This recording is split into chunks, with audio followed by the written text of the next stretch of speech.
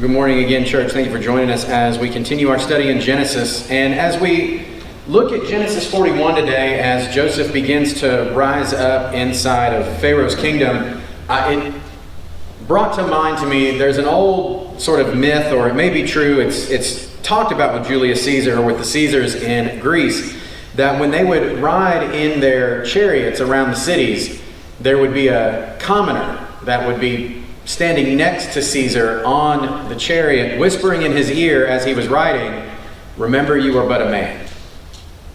Remember, you are human." As not to let the position overpower who you were. And as we look today, as we see what's going to happen here with Joseph, he has that perspective when it comes to his relationship with God. Which we in our humanity today have to realize that it's easy for us in our humanity that when God is moving and working and doing things in our lives, it's easy for us to get a case of the big head, right? To begin to think, well, I am awesome, I am wonderful, I am all of this in a bag of chips. When in reality, you are what? You are but a human. You are but a man or a woman, and God is the one doing. And so when we look at what's going to happen here with Joseph, it'd be very easy for Joseph to start playing the me monster, right? Look at me. This is who I am. This is what I can do. There's an old meme out there with a bowler by the name of Pete Weber, and if you ever get to look at this meme, it's, he makes this shot and he turns around and goes, "Who do you think you are? I am."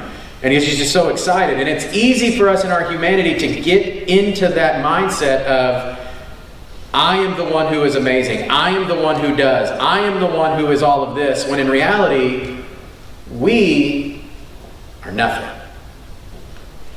We are just the vessels that God uses to accomplish His purpose.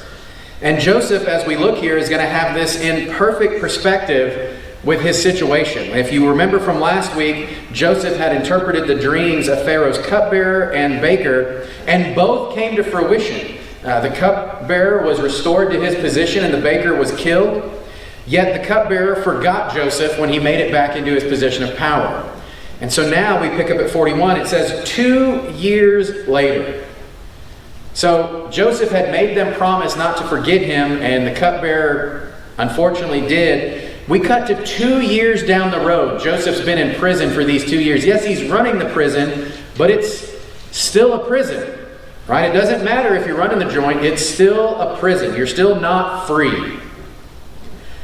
And so we see 2 years later, Pharaoh had a dream. He was standing beside the Nile when 7 healthy-looking, well-fed cows came up from the Nile and began to graze among the reeds.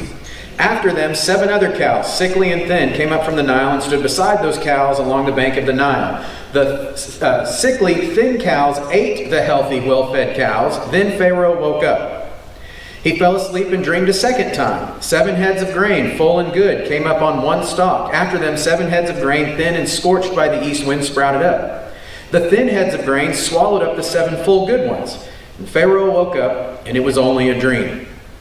Now, if you're Pharaoh at this point, you might be rethinking what you eat before you go to bed every night, right? You're not eating that again because it leads to not good things. But Pharaoh is going to understand what's going on here. This dream is something that needs to be interpreted. So we see what happens in verse 8. When morning came, he was troubled, so he summoned all the magicians of Egypt and all of its wise men. And Pharaoh told them his dreams, but no one could interpret them for him. And so Pharaoh here is saying, hey, I think somebody's trying to tell me something. I need to learn something out of this, but I need help. And all of his magicians and wise men could not do this. They could not deliver the message that was needed. Obviously, we see here God's doing something behind the scenes, that these people couldn't even come up with some formulation of what was going on to increase their own position. God's stopping them from interpreting anything here. And so verse 9 says this, Then the chief cupbearer said to Pharaoh, Today I remembered my faults. Pharaoh had been angry with his servants, and he put me and the chief baker in the custody of the captain of the guard. He and I had dreams on the same night. Each dream had its own meaning. Now a young Hebrew slave of the captain of the guard was with us there. We told him our dreams. He interpreted our dreams for us, and each had its own interpretation. It turned out just the way he interpreted them to us. I was restored, and the other man was hanged. Then Pharaoh sent for Joseph. They quickly brought him from the dungeon. He was shaved, changed his clothes, and went to Pharaoh.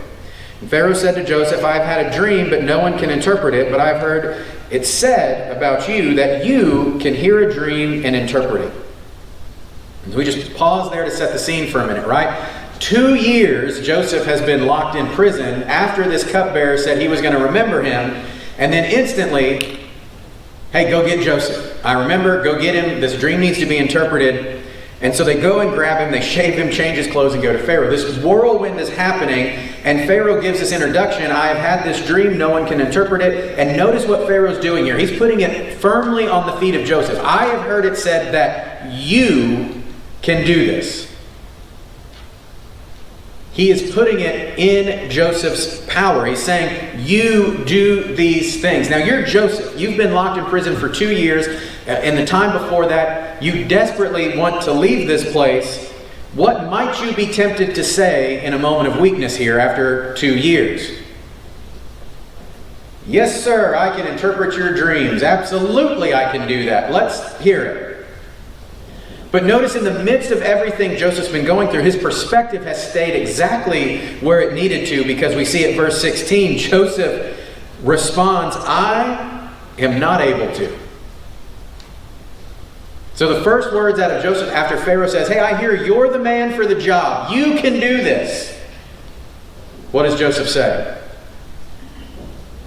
You heard wrong, sir. I am not the man for the job. I am not able to do this. And at that moment, what would Pharaoh be able to do? Okay, go away. Back to jail, or worse. Just cut him off right there. You're done.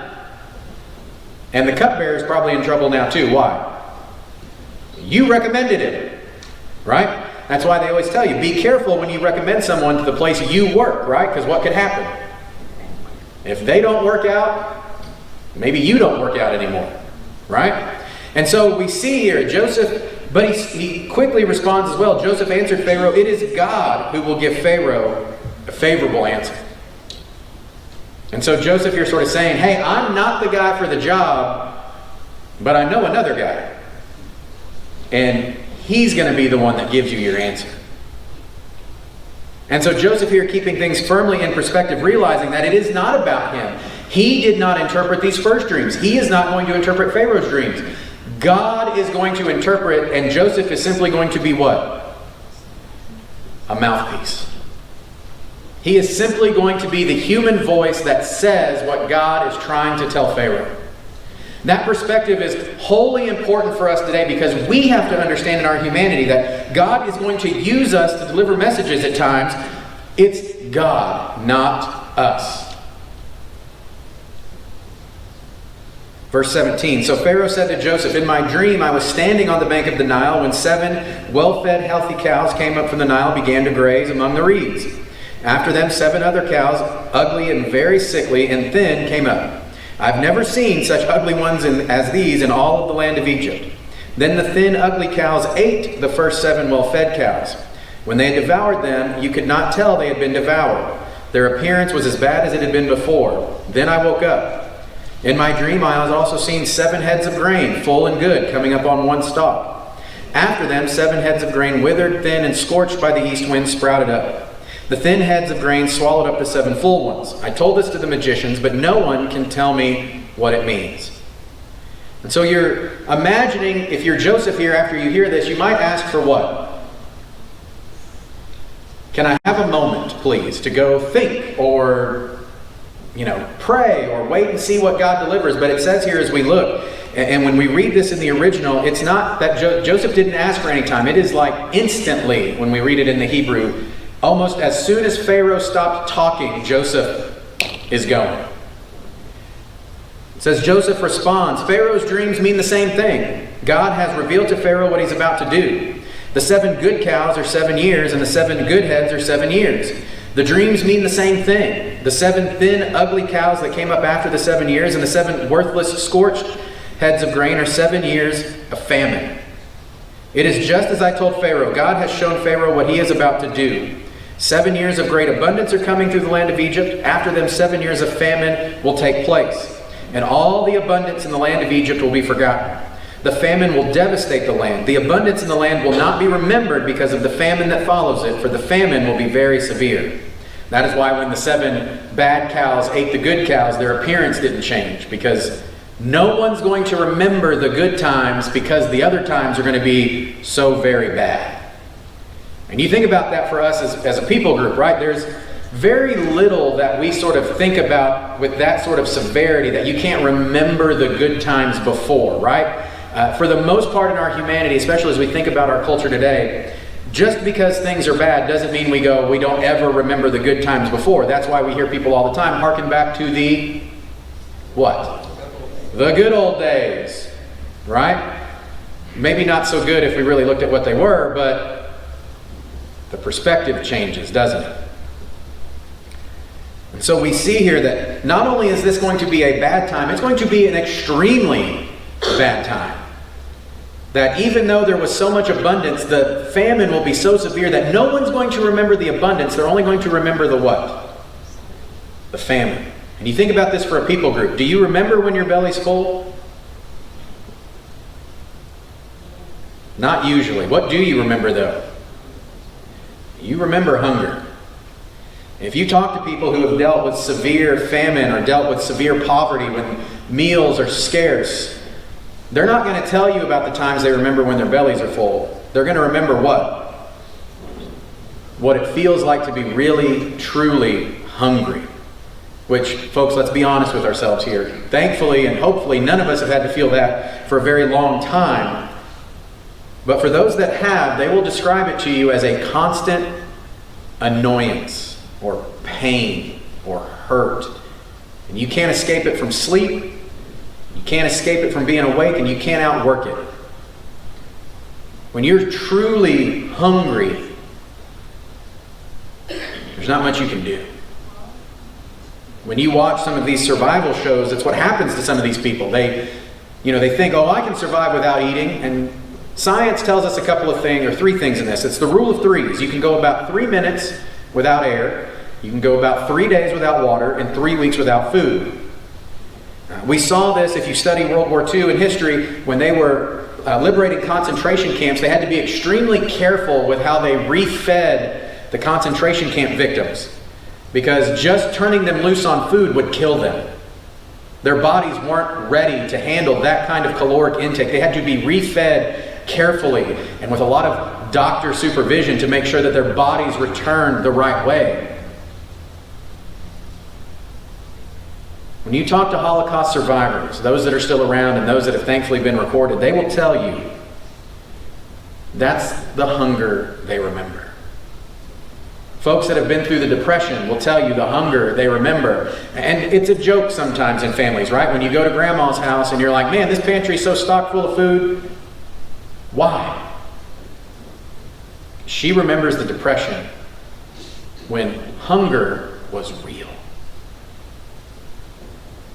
So Joseph here, that's what he's talking about. He's not talking about, hey, we're going to have 7 great years, and we're going to have 7 years that are just sort of, You're going to have 7 years that are so bad, no one remembers the good times. 33. So now let Pharaoh look for a discerning, wise man and set him up over the land of Egypt.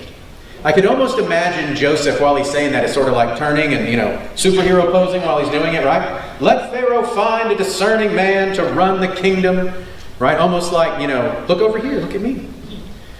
We've all been guilty of this before, whether as kids or adults, right? Like, man, if you just knew somebody who was good looking and knew how to work with his hands and where could we find someone like, I know, right here.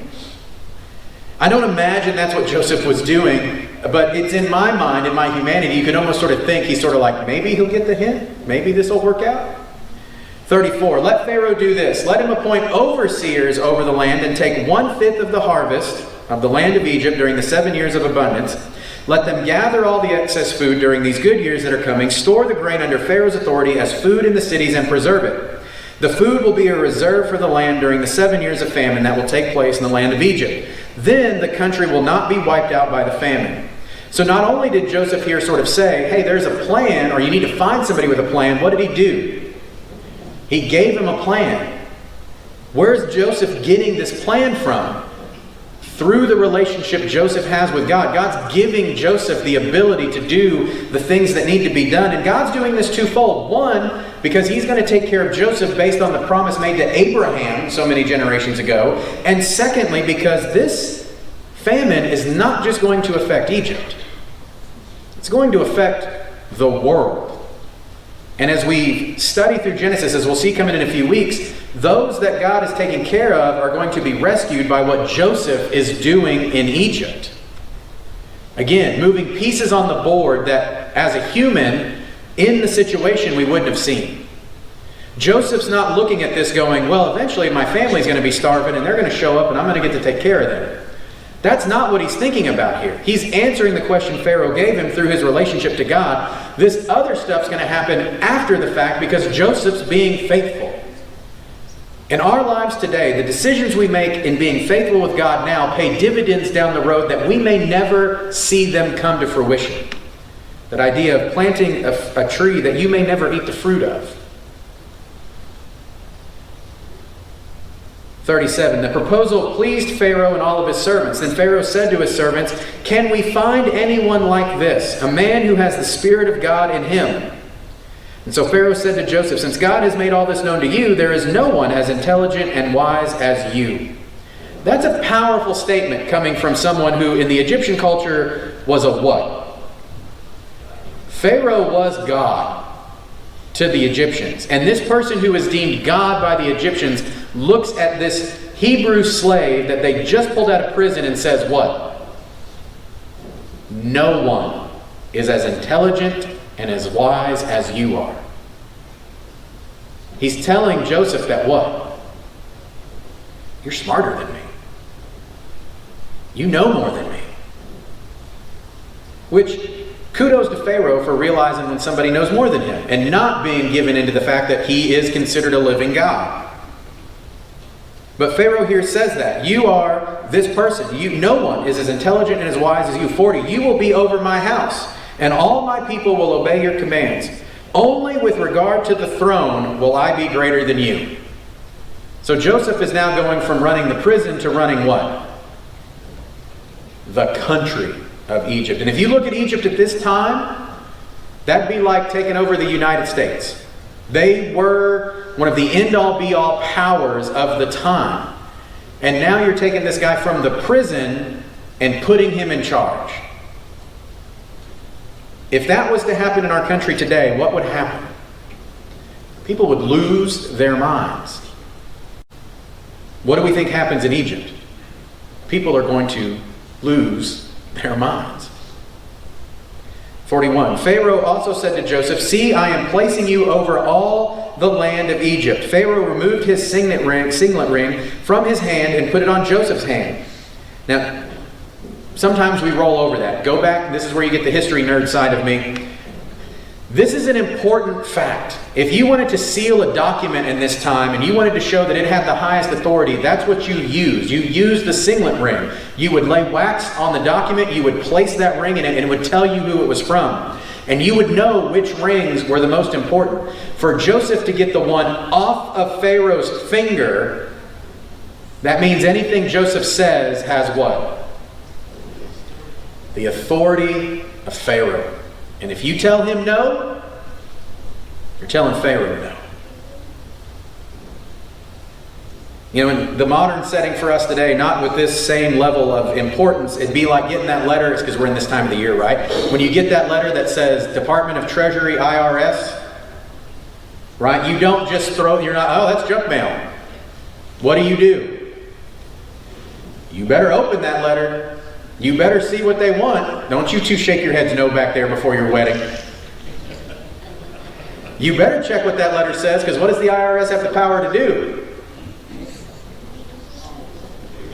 Take your stuff. Right? Put a lien on that house and say, yeah, you ain't moving, or if you sell it, we get the money. You better figure out what they want. You better read what they say. It's important. The same thing here. Anything Joseph puts that signet ring on is not just coming from the mind and mouth of Joseph. It is backed up by Pharaoh.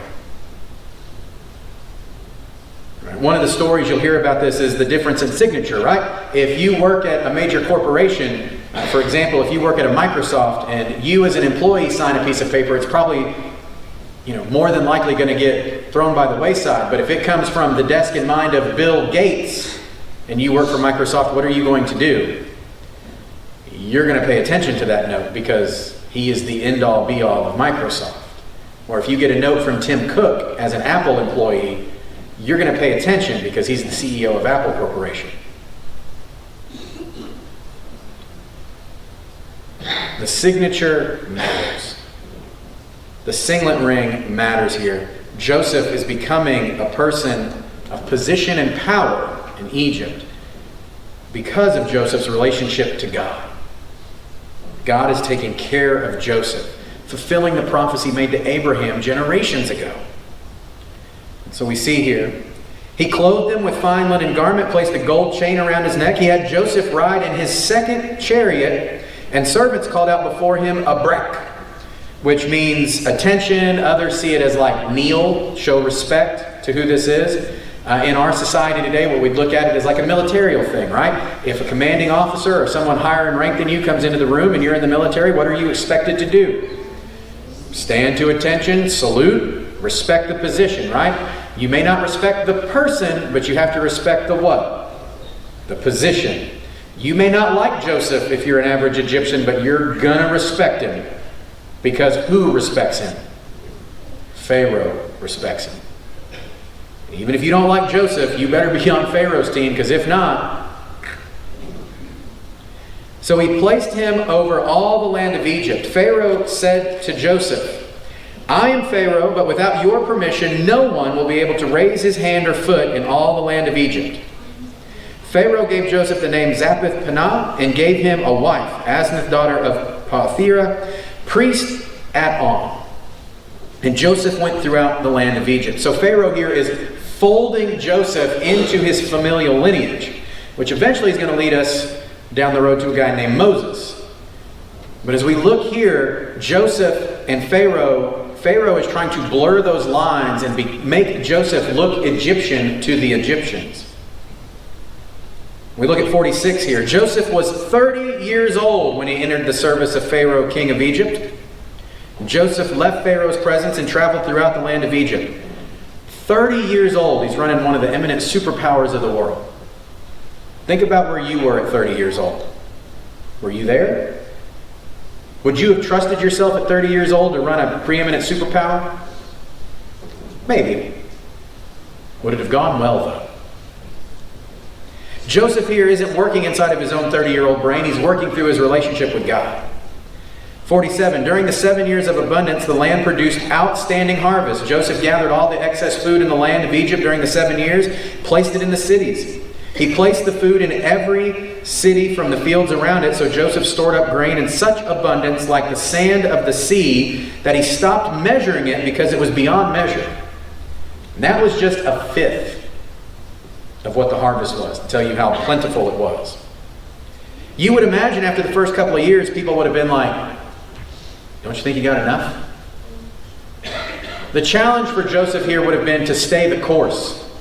Do this for all 7 years. Don't get complacent. Don't imagine that you have enough and that it's going to be okay. Do what you were told.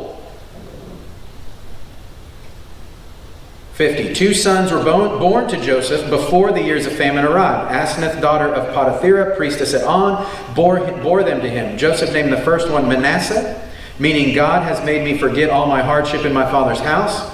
And the second son he named Ephraim, meaning God has made me fruitful in the land of my affliction. We notice here with these names that Joseph is still holding true to his devotion to God, even though his wife is a priestess of Egypt. In the 7 years of abundance, the land of Egypt came to an end. The 7 years of famine begun, just as Joseph had said. And you can imagine those 7 years of abundance. There were probably people whispering all around Joseph, what? This is never going to stop. This is forever. We're amazing. This is awesome. He is the dumbest dude on the planet. Why is he holding all this back? We should be throwing party after party after party. We should be growing and doing all these other things. Just like someone else we've heard about that says it's going to rain. And everyone around him said what? It's not going to rain. God wouldn't do that. There was famine in every country, but throughout the land of Egypt there was food. Extreme hunger came to all the land of Egypt. But the people cried out to Pharaoh for food, and Pharaoh told all of Egypt, "Go to Joseph and do whatever he tells you." So now here Pharaoh, not only did he trust Joseph's plan, but he's also had his built-in what? We now have a built-in scapegoat, right? We've got a patsy. If he can't feed the people aren't going to blame Pharaoh. Who's getting the blame? Joseph. Your problem's with him. Go get him. 56. Because the famine had spread across the whole country, Joseph opened up all the storehouses and sold grain to the Egyptians, for the famine was severe in the land of Egypt. The whole world came to Joseph in Egypt to buy grain, for the famine was severe over all the earth. And so now Joseph is not only in control of one of the world's preeminent superpowers. For what we can see right here, he's in charge of the world's food supply. Church, God has a plan for you. And it may not be to be in charge of one of the world's preeminent superpowers. It may not be to be in charge of the world's food supply, but there is a plan for your life that God has for each and every one of you.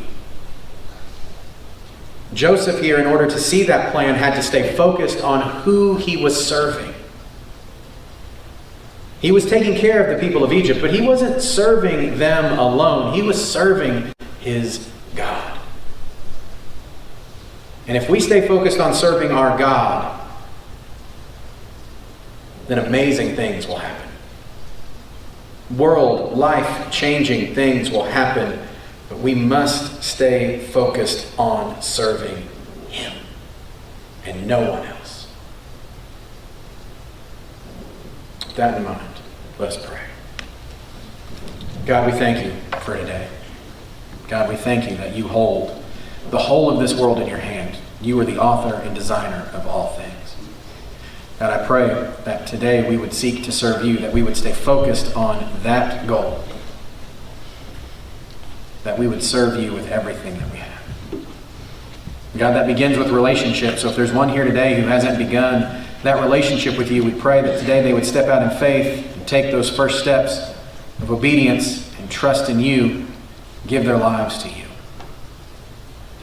God, for those that have done that but find themselves searching for what it is you have for them, I pray you give them clarity and wisdom. God, you've probably made it known to them, but we just need to step out in faith and do what it is you've called us to do. Ultimately, God, we trust you. And we pray that we would serve you with everything that we have. It's in your name we pray. Amen.